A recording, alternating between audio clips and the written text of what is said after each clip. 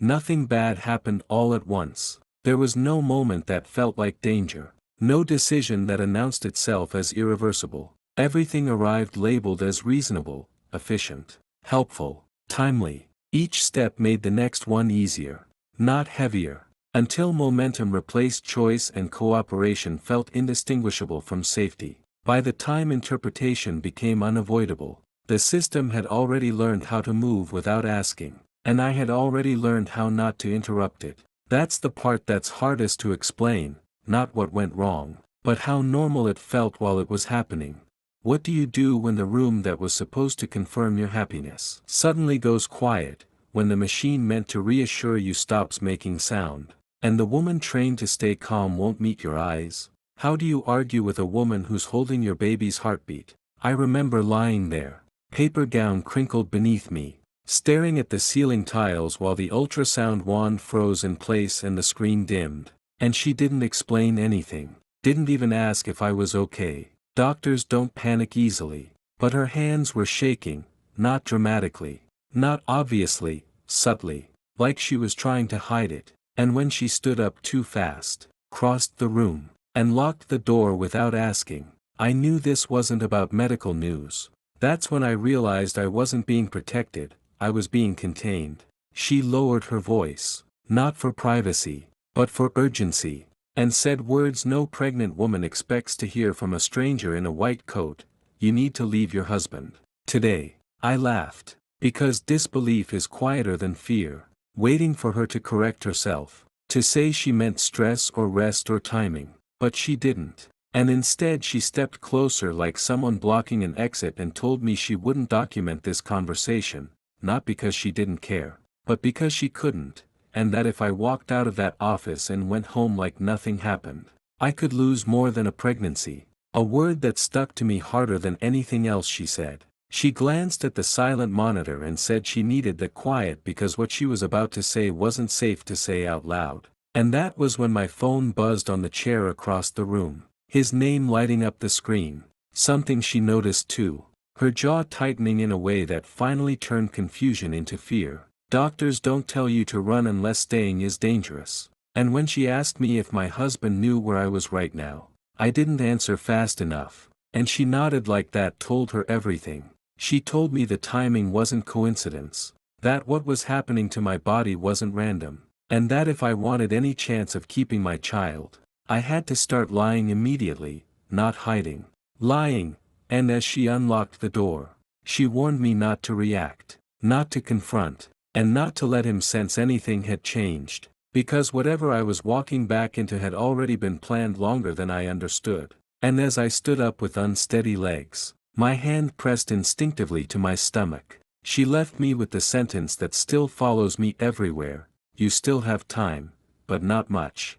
Before anyone ever tried to control me, I believed I was the kind of woman it couldn't happen to, not because I was lucky, but because I was careful, educated, and self-aware, the kind of adult who trusted her judgment and assumed that meant she was protected. I thought independence was armor, that having my own income, my own opinions, my own life meant no one could quietly move pieces around me without my consent, and I mistook confidence for immunity. I didn't think manipulation looked like patience or understanding.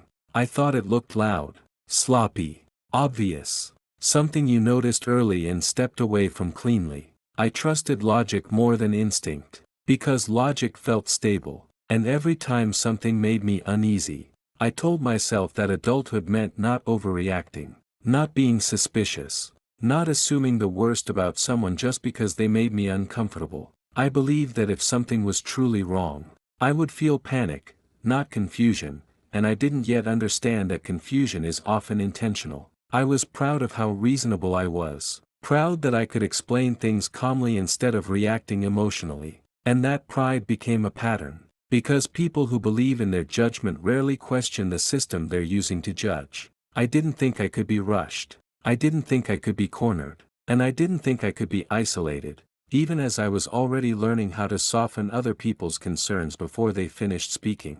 I told myself I wasn't afraid of being alone, which made me underestimate how much I feared choosing wrong. And I believed that real love wouldn't require vigilance. Because vigilance felt like something you were supposed to outgrow. What I didn't see was that certainty creates predictability.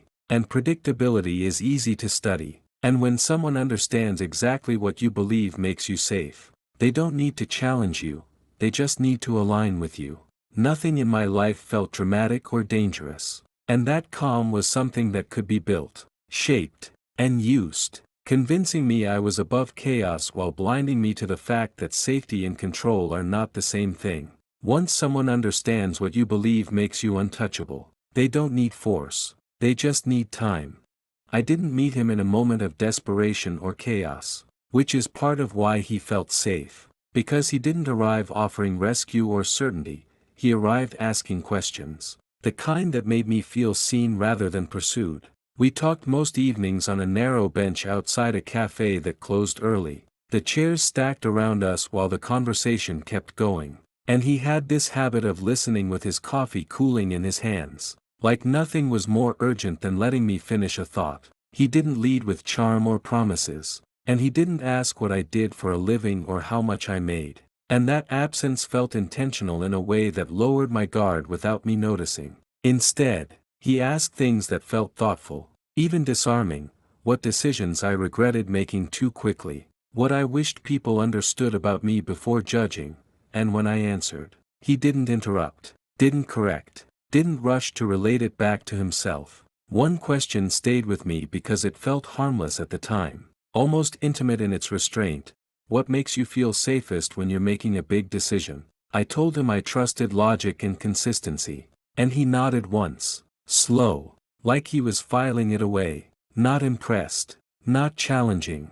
There were moments of almost friction, times I expected him to push or tease or escalate, and when it didn't come, I felt relieved instead of curious, mistaking restraint for respect. He agreed with me often, but it didn't feel like flattery. It felt like alignment, like shared values arriving without effort. And when I talked about independence or boundaries, he treated them like intelligence, not obstacles. He stayed steady, predictable in a way that matched how I saw myself, and that steadiness felt familiar, which I took as safety rather than asking why. It required no negotiation.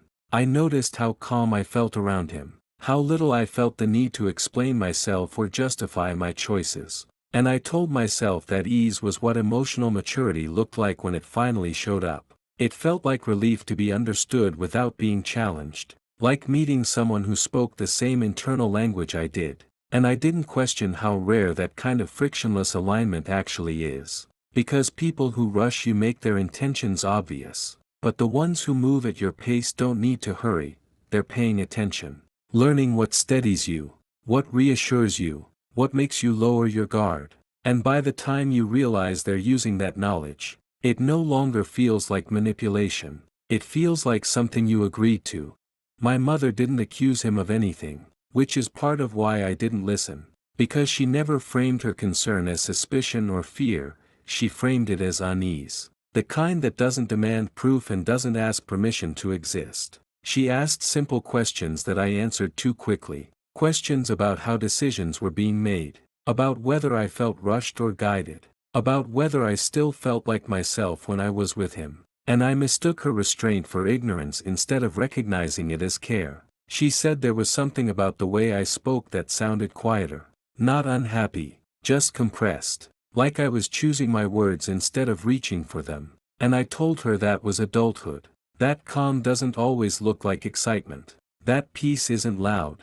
She listened, nodded, and didn't argue, which made it easier for me to believe she just didn't understand the relationship the way I did, because she wasn't inside it. What she said next wasn't dramatic enough to alarm me, and that's what makes it linger now. She told me she felt like I was being slowly persuaded instead of openly convinced, and I laughed it off as overthinking, as maternal instinct trying to compete with modern relationships. I told myself that love looks different when it's healthy, that not every concern needs to be interrogated, and that questioning someone who had done nothing wrong felt unfair, even disloyal, even as I noticed how carefully she was choosing her words. The truth is, her discomfort forced me into a choice I didn't want to make, between emotional evidence and psychological evidence, and I chose the one that let me stay comfortable. Even if it meant pretending I didn't feel the weight of what she was trying not to say. I minimized her words, reframed them as fear of change, and quietly adjusted how much I shared with her afterward, editing myself before she ever heard the full thought. Not because she was wrong, but because she was inconvenient. I didn't lose my mother that day. I handed her away. I told myself it was temporary. That once everything settled, once she saw how steady things were, she'd relax. And I didn't notice how quickly that future kept moving further away. The more she hesitated, the more I defended him, not out of passion, but out of logic, and that realization should have unsettled me more than it did. Because logic had become the tool I used to explain away discomfort instead of listening to it. Each defense felt reasonable on its own, even as the pattern formed, even as I learned how to argue her concern into silence. Looking back, I can see that her worry wasn't really about him. It was about me disappearing in small, precise ways, about my certainty sounding rehearsed, about my calm feeling practiced instead of earned. But at the time, all I felt was irritation that she couldn't see what I saw, and relief that he never asked me to choose, because I was already doing it on my own. I didn't need him to isolate me. I did it myself, convinced that love required alignment and that doubt was something mature people learn to silence. And some warnings don't come with proof or urgency sharp enough to cut through certainty, because by the time you understand what they were trying to protect you from, the choice you thought you were delaying has already been made. Quietly, consistently, by you. I used to believe weddings were about certainty, about choosing someone once and then never having to choose again, but looking back, I see how badly I wanted that moment to mean safety, how desperately I needed the ceremony to seal every doubt I'd already learned how to silence. Because when Grant cried at the altar, really cried, shoulders shaking, voice breaking as he promised to love and protect me, I didn't read it as intensity or pressure or performance. I read it as relief, as proof that I'd finally done adulthood correctly, that I'd picked the right partner, the right future, the right life. And the dangerous thing about tears is how easily they become evidence when you want something to be true. Because everyone around me saw it too, friends squeezing my hands, relatives whispering how lucky I was. My mother watching quietly from the second row with an expression I didn't want to interpret, and I told myself that if a man could cry like that in public, if he could let himself be seen so openly, then he must be safe, must be sincere, must be incapable of calculation. Never asking why his relief felt heavier than joy, never asking what exactly he was relieved about, because the truth is I wasn't marrying him just because I loved him. I was marrying the version of myself I became with him, the composed woman, the reasonable woman, the woman who didn't panic or suspect or listen too closely to unease, the woman who could finally say she'd built something solid, and the vows locked that version of me in place, made it harder to question anything that came after, because once you've promised forever in front of witnesses, doubt stops feeling like caution and starts feeling like failure, and Grant understood that instinctively. Even if I didn't, understood how commitment turns questions into liabilities, how shared plans blur individual boundaries, how once your lives are braided together, unraveling feels like destruction instead of survival. And after the wedding he leaned into that seamlessly, joint decisions, shared calendars, future talk that arrived faster than it should have but felt responsible instead of rushed, house upgrades, financial conversations framed as teamwork. Casual mentions of children slipped into ordinary days like inevitabilities, and every time I hesitated, he met it with patience, with calm, with the same steady presence that had made me trust him in the first place, until hesitation started to feel unnecessary, almost rude, because this was my husband now, the man who had stood in front of everyone I loved and sworn himself to me, the man whose tears had convinced me that whatever doubts I'd had before no longer applied. That marriage itself was proof, and I didn't realize how dangerous that belief was, how powerful it is to convince someone that a promise replaces vigilance, that once you cross a certain line, questioning becomes betrayal, because the lie wasn't just something he told me, it was something we performed together. reinforced by photographs and congratulations and the quiet pride of having arrived where we were supposed to be. And by the time I noticed how much I'd started defending the marriage instead of examining it, how often I explained away discomfort by reminding myself that this was what commitment looked like, the lie was already doing its real work, settling in, becoming stable, becoming shared, because the most effective cons don't feel like traps when they close. They feel like milestones, and once you mistake a milestone for safety, you stop watching where the road is actually taking you. The first real friction didn't arrive as danger, it arrived as confusion. The kind that slips in quietly and rearranges things before you realize anything has moved. Through small moments that refuse to line up no matter how carefully I organized them. Like agreeing to a plan that sounded reasonable and mutual and realizing later that it cost me something minor but specific. A morning routine changed. A weekend quietly redirected. A choice that made sense on paper and still left my chest tight afterward. And I noticed how quickly my explanations arrived. How efficiently I narrated my way past that feeling before it could finish forming. Because there was still nothing to confront. No argument. No raised voice.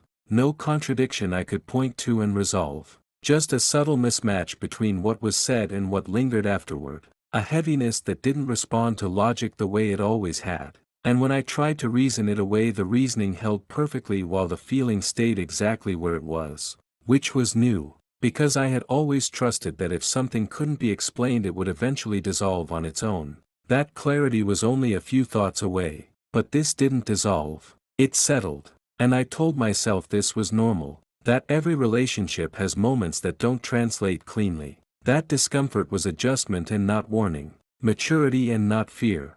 And because there was no obvious threat, no dramatic failure, no single moment I could circle and label as wrong, I treated the friction like static, something to tune out rather than examine, convincing myself that being unsettled without evidence was indulgent, even irresponsible. And the strange part was how polite the failure felt, because logic didn't collapse or contradict itself. It kept working, it nodded along, it offered reassurance. It explained why this was fine and why I was overthinking, and then it stepped aside and left the unease exactly where it was, untouched. And the more I practiced explaining, the faster the explanations came, until I started noticing that I was solving the feeling before I had fully registered it, translating it into something manageable before it could ask anything of me. And that was when doubt changed shape, because it no longer led anywhere. It didn't demand action or confrontation or even conversation.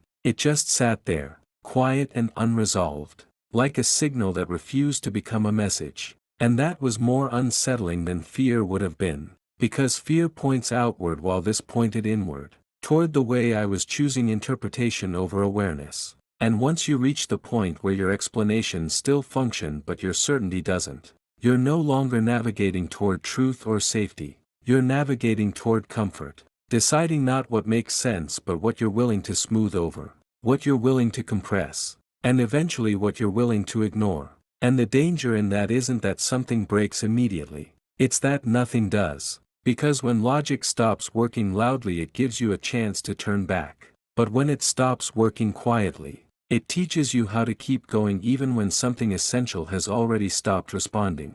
Pressure didn't arrive as force. It arrived as volume. As life speeding up just enough that I stopped noticing how often I was agreeing simply to keep things moving. Because once the system inside me stopped correcting itself, exhaustion became the most persuasive voice in the room, and everything began to sound reasonable if it reduced friction. There were more decisions, more forms, more timelines that seemed to exist just out of my reach, and each one came wrapped in calm explanations that framed urgency as responsibility and compliance as maturity. So when he stepped in to handle things, it felt like relief, not loss, like partnership, not surrender. Because delegation looks generous when you're tired and control looks like care when it arrives quietly. I remember thinking how lucky I was not to be alone in it, how adult it felt to trust someone else with the details, even as my world narrowed to the parts that required the least resistance. Because exhaustion doesn't ask whether something is right, it asks whether something is easier. And I had crossed the point where ease felt like safety. Decisions were no longer debated.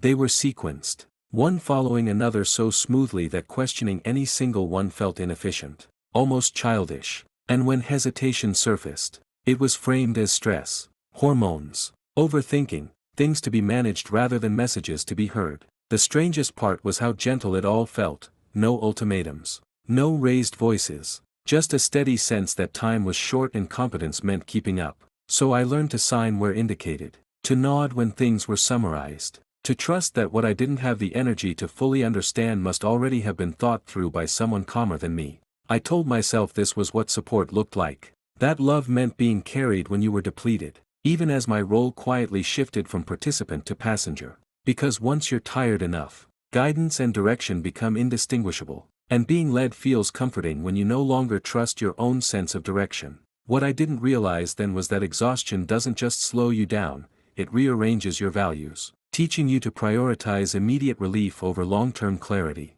And once that happens, compliance stops feeling like a choice and starts feeling like gratitude. I thanked him for taking things off my plate without noticing how little was left on it. And by the time I sensed the imbalance, it no longer felt like something I could interrupt without causing chaos. Because the system was already in motion and stopping it would require more energy than I had. That's how obedience settles in, not through fear, but through fatigue. And once you mistake relief for love, you don't notice when the hand guiding you stops asking and starts deciding. You only notice how much harder it feels to imagine standing up on your own again. Happiness arrived with a schedule, and at first I didn't question that, because the news itself felt like proof that everything before it had been worth enduring. A clean outcome that reframed the struggle as preparation. And almost immediately the world around me began to move faster in ways that felt helpful rather than alarming. Appointments arranged quickly, timelines explained with reassuring smiles, next steps stacked neatly behind the last as if momentum itself were a form of care. Everyone sounded calm, organized, certain, and I told myself that this was what being taken care of looked like. That efficiency was kindness and urgency was protection. Because no one was rushing me exactly, they were just moving confidently ahead, assuming I would keep up. Decisions arrived already shaped, small enough to feel inconsequential, and I made them easily because they were framed as routine, as standard, as things responsible people did without slowing everything down. I nodded, signed, showed up, not because I felt pressured but because it seemed unnecessary to interrupt something that appeared to be working so smoothly. The language was always gentle. This is recommended. This is just to keep things on track, and because nothing sounded dangerous. I treated the pace as evidence of competence rather than something to examine. What I didn't notice at first was that the timing wasn't oriented around me. It belonged to the process itself. And the process never asked whether the speed felt right, only whether I could match it. Joy began to feel oddly procedural, something to manage rather than inhabit, and I caught myself thinking more about staying aligned than about how I actually felt. Telling myself that this was temporary, that there would be space later once everything settled. Questions surfaced and drifted away again, postponed not by refusal but by sequencing.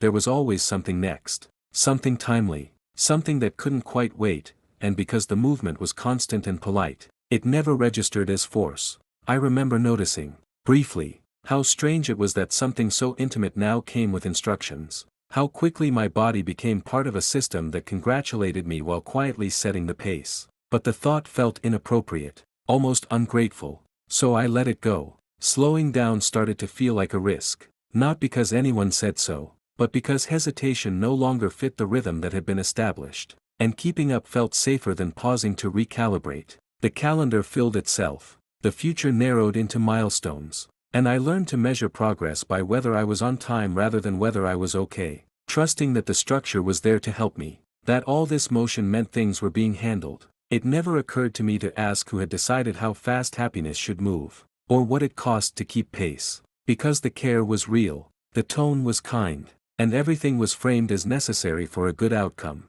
By the time I sensed that something precious was being compressed by timing rather than supported by it, there was already another date ahead of me. Already another step to take, and it felt easier to follow the clock than to question where it was leading, assuming that if I stayed synchronized long enough, the relief would come later, somewhere just beyond the next deadline.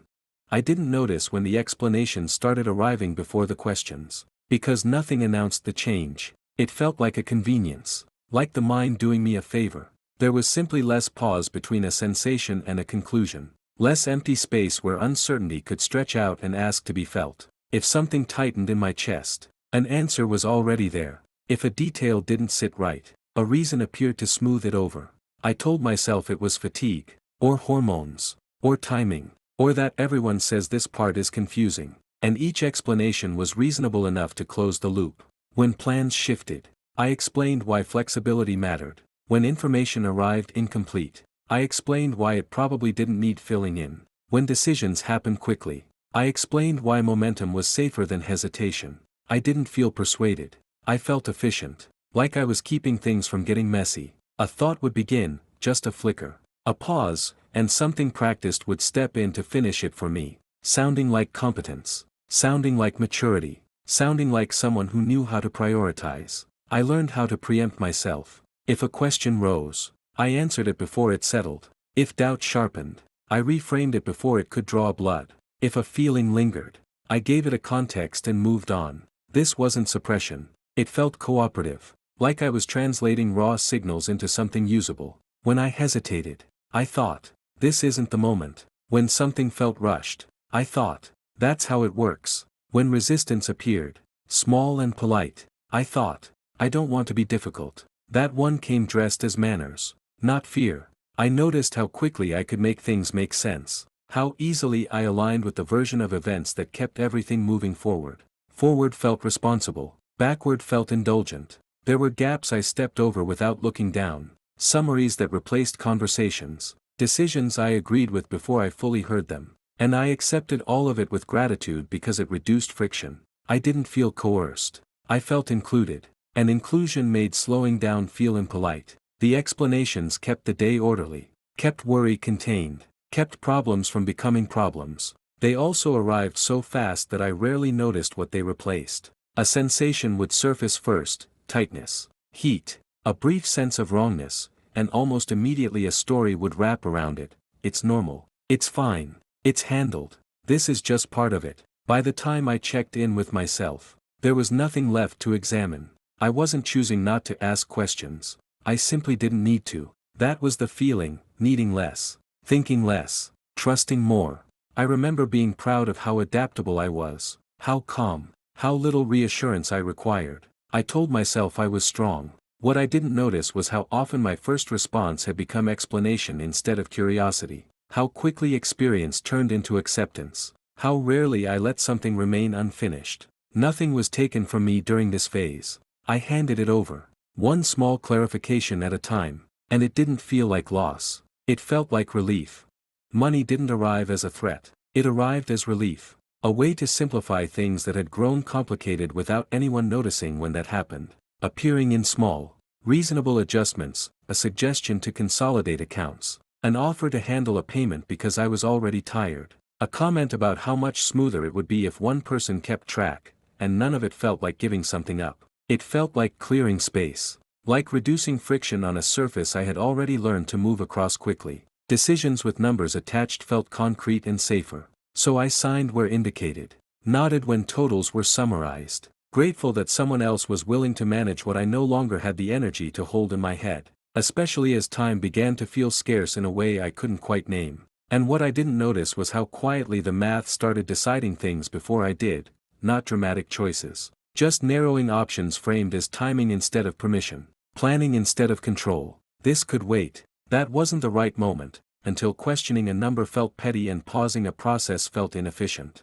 And money, which never argued, translated life into columns and projections that sounded neutral, almost kind, teaching my instincts a new language so that I began pre-editing my wants into justifications, volunteering to wait, feeling responsible for balance even when I wasn't the one holding it, because yes now required preparation and proof that it wouldn't disrupt what was already arranged. And resisting began to feel like immaturity rather than self-trust, until money stopped being about access at all and became about tone, setting the pace of conversations, deciding what was urgent and what could be deferred, making some questions feel inappropriate simply by existing, so that I didn't feel trapped, only managed and relieved, with bills paid and plans made and stress reduced, and no clear moment to object, no single point where it changed, because the lever never pulled suddenly. It settled into place, and once it was there, it didn't need force, only my continued movement forward, trusting that what felt practical was harmless, and that anything which threatened that practicality was the real problem.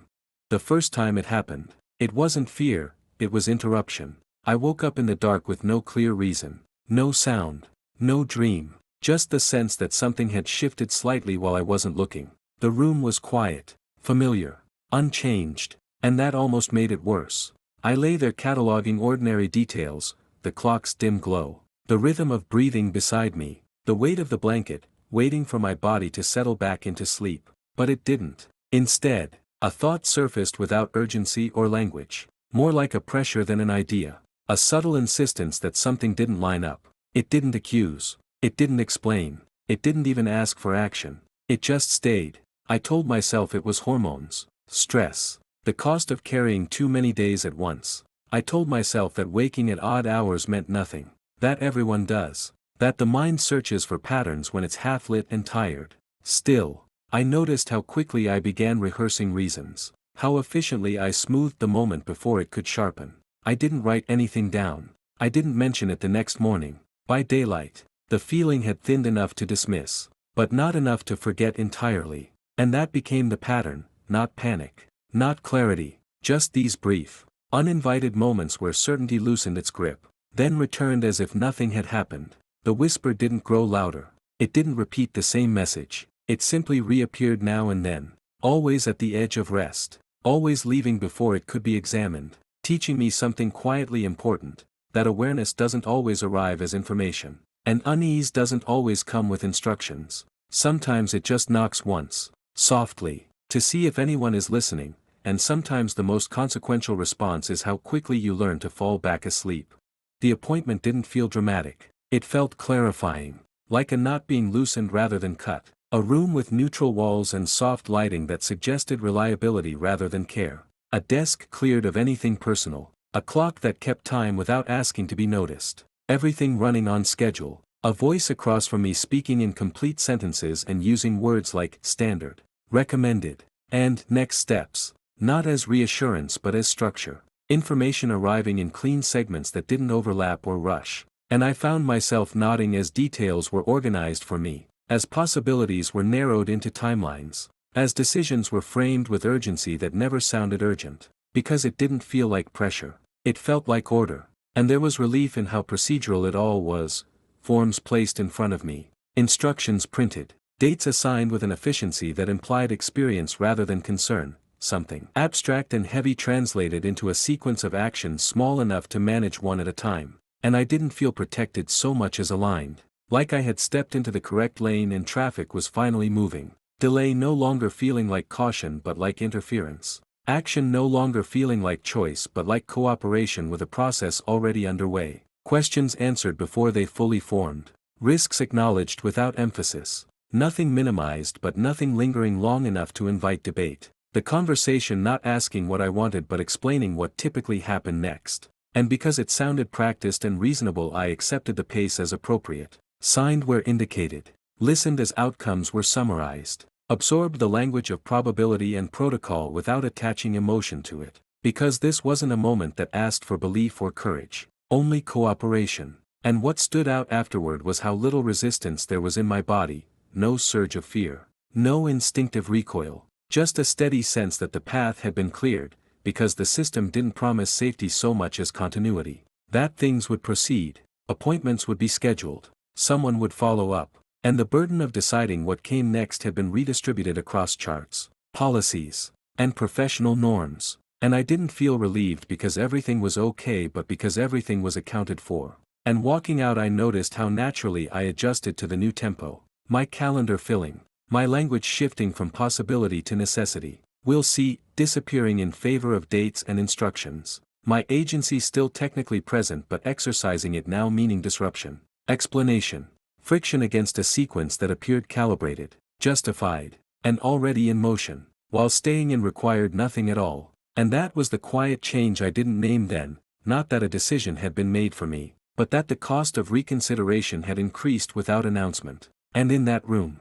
with everything explained just enough to move forward, it seemed reasonable to let the system carry the weight, reasonable to trust the process, reasonable to keep going, even as staying became easier than stopping, and stopping began to feel, without warning or force, like the more radical act. Nothing dramatic followed the appointment, and that was the point. Life didn't fracture or surge forward, it simply continued, smoother in some ways, narrower in others. Days filled themselves without asking, routines settled into place, and what had once felt provisional began to feel assumed. There was no single decision I could point to and say, this is where it changed. Instead, there was a gradual thickening of momentum, like trying to walk through water that had been clear a moment ago. Plans were already in motion by the time I thought about them, conversations already concluded by the time I noticed what hadn't been said. I kept moving because stopping would have required explaining why. An explanation felt heavier than compliance. The structure around me didn't tighten, it simply stayed consistent, and consistency has a way of masquerading as stability. I told myself this was what progress looked like: less uncertainty, fewer questions, more predictability, and because nothing was actively worsening, it felt unreasonable to disrupt the flow. Inertia doesn't announce itself as force, it feels like relief from friction.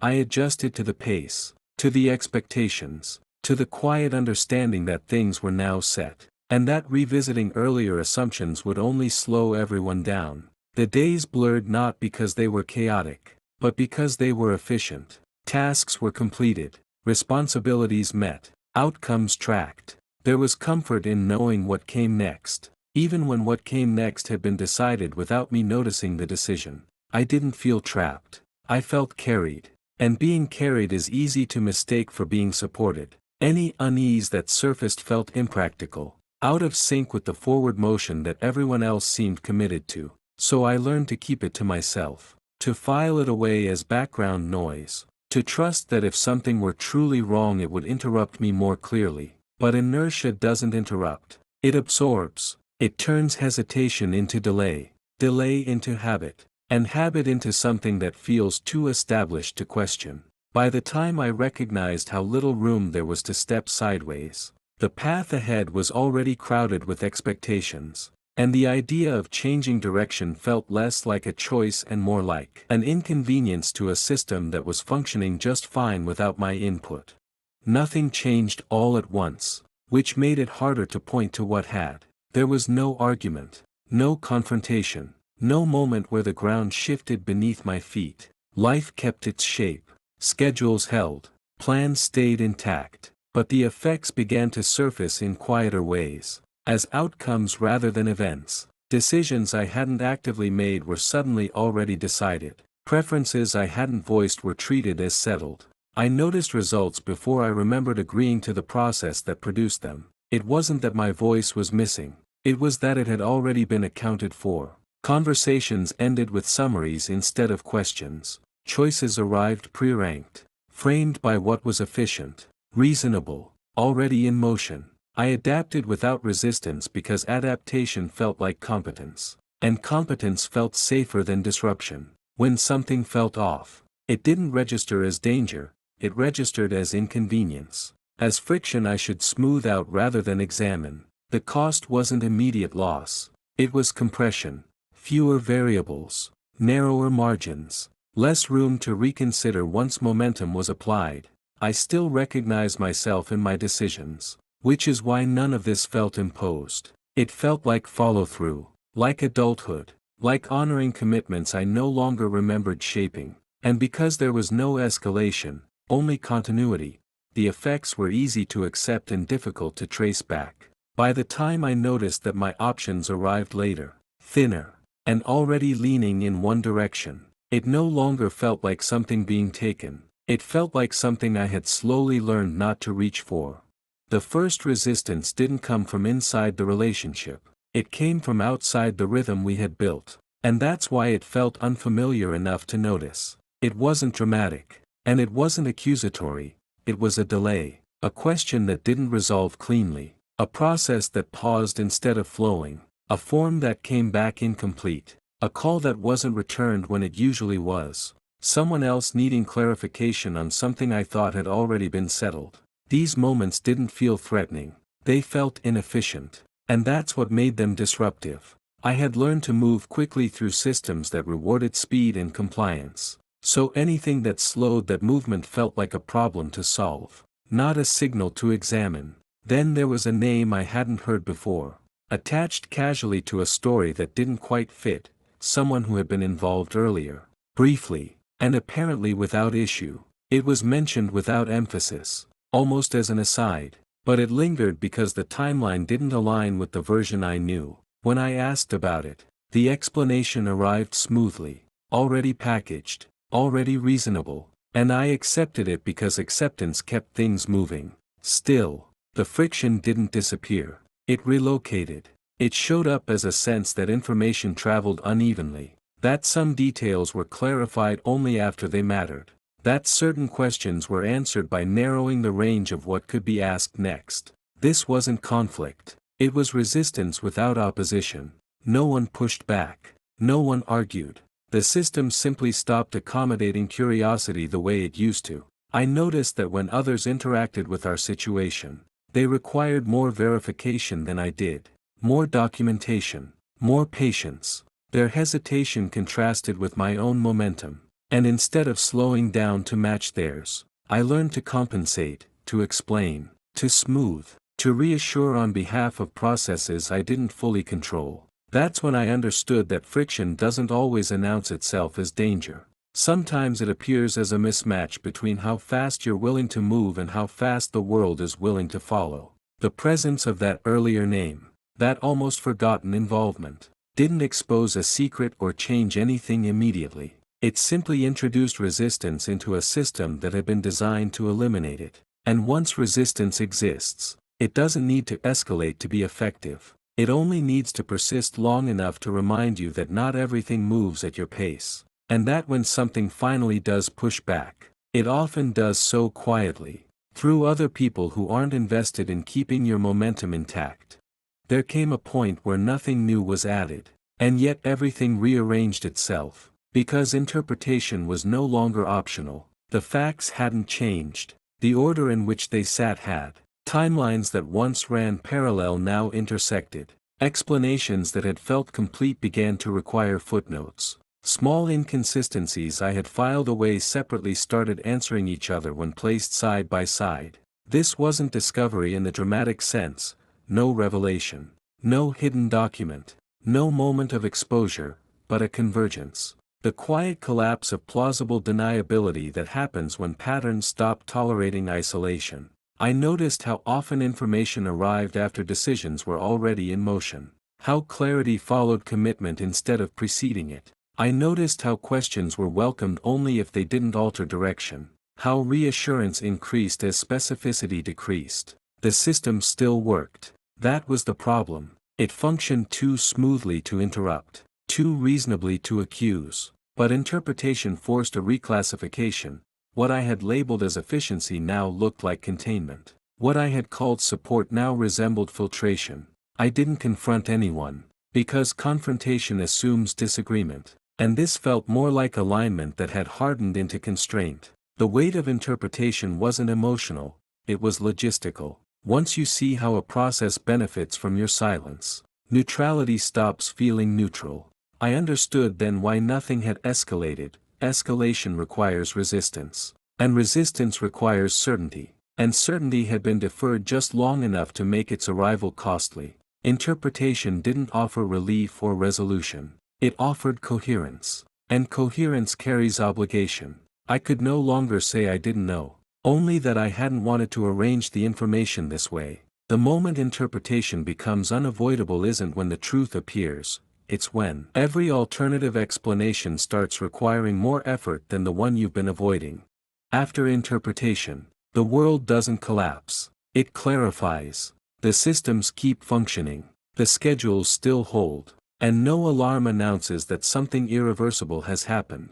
What changes is the range of what's possible. Some options don't disappear, they simply stop being honest. Certain explanations no longer fit without distortion. Certain silences begin to cost more than speech. I understood then that interpretation isn't a moment of empowerment or closure. It's a narrowing, not imposed from the outside, but accepted internally. The question stops being how to make things work and becomes what kind of work you're willing to perform to keep them working.